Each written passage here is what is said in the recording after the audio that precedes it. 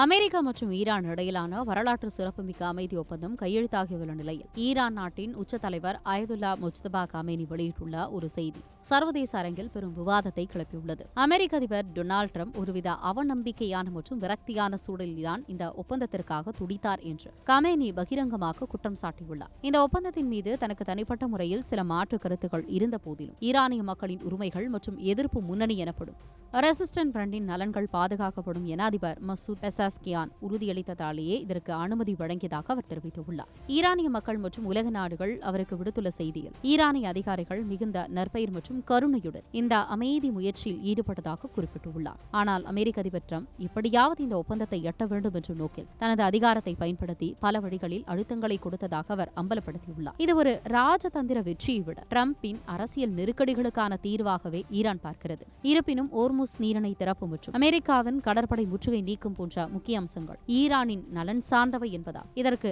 நிபந்தனையுடன் கூடிய பச்சை கொடி காட்டப்பட்டுள்ளது. இந்த ஒப்பந்தத்தின்படி அடுத்த 60 நாட்களுக்குள் ஒரு நிரந்தரமான இறுதி தீர்வை எட்ட இரு நாடுகளும் பேச்சுவார்த்தைகளை முன்னெடுக்கும்.